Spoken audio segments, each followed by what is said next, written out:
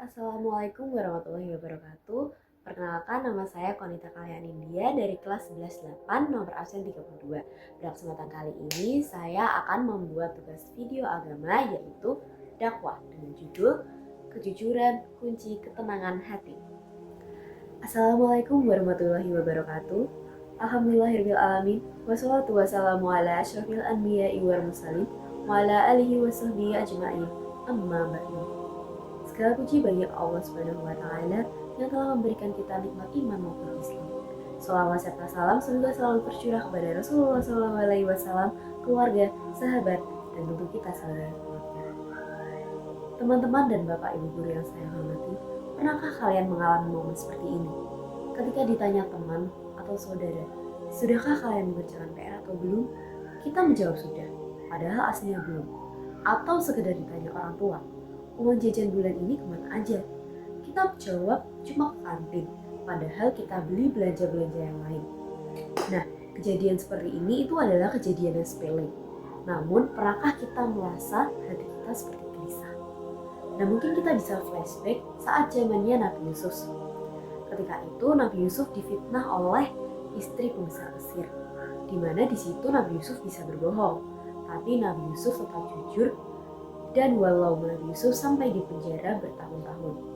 Nah, dalam surat Yusuf ayat 53, beliau juga menyatakan dengan jujur bahwa beliau tidak mengklaim dirinya sempurna, tidak mengklaim dirinya bahwa dia tidak terbebas dari godaan. Nah, jika kita di posisi beliau, apakah kita akan melakukan hal yang sama? Nah, teman-teman, jujur itu bukan hanya tidak bohong. Jujur diklasifikasikan dalam tiga bentuk. Yang pertama adalah jujur dalam diri sendiri. Di sini kita bisa dapat mengakui kesalahan diri sendiri sehingga tidak memperpanjang masalah. Kemudian kita juga tidak menipu diri sendiri hanya dengan alasan kebenaran.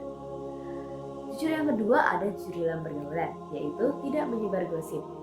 Seperti tidak ada ketika kita mendapatkan informasi namun informasi itu belum valid, belum terverifikasi, maka haruslah kita memilah-milah informasi dan memberikan informasi yang jujur apa adanya. Nah, juga yang kedua bisa juga dengan menepati janji dengan teman. Dengan itu kita menjadi orang yang amanah.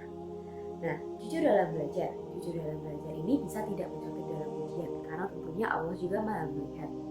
Nah, dengan kita kesusahan ketika pelajaran, kita bisa bertanya ke guru tentang apa yang kesulitan kita. Dengan harapan guru kita juga bisa memberi solusi. Nah, kemudian Rasulullah SAW bersabda dalam hadis riwayat Abu Dawud bahwa hendaklah kalian berlaku jujur karena kejujuran membimbing pada kebaikan dan membimbing pada surga. Nah, manfaat jujur ada 3. Yang pertama tentunya hati kita menjadi tenang. Hati kita menjadi tenang ini kita tidak akan gelisah. Kemudian tentunya tidur kita juga akan tenang. Kedua, dipercaya orang lain. Ketika kita jujur tentunya akan membangun kepercayaan antara kita dan orang lain. Orang lain percaya sama kita, keluarga percaya sama kita, guru percaya sama kita. Nah, ketika percaya ini merupakan modal yang sangat penting dalam hidup kita. Kemudian yang ketiga tentunya menjadi pribadi yang lebih baik. Allah juga berfirman pada surat At-Taubah ayat 119 bahwa wahai orang-orang yang beriman, bertakwalah kepada Allah dan bersamalah orang-orang yang benar atau jujur. Ingat juga Rasulullah SAW pernah bersabda bahwa tinggalkanlah apa yang meragukanmu dan ambillah apa yang tidak meragukanmu. Karena kejujuran itu adalah ketenangan, sedangkan kebohongan adalah keraguan. Hadis riwayat Tirmidzi. Nah, ketika kita ragu apakah kita harus jujur atau tidak, kita tinggal nempatin mindset aja bahwa kalau jujur maka kita akan tenang, sehingga kalau kita bohong maka hati kita akan gelisah. Nah, untuk dari itu mari kita membiasakan berperilaku jujur dengan saling mengingatkan, bukan untuk menghakimi tapi untuk saling mendukung. Semoga Allah SWT memberikan kita kekuatan untuk selalu berperilaku jujur. Setiap langkah kita membawa keberkahan dan tentunya setiap perkataan kita dapat menjadi saksi kebaikan kita ketika di akhirat kelak.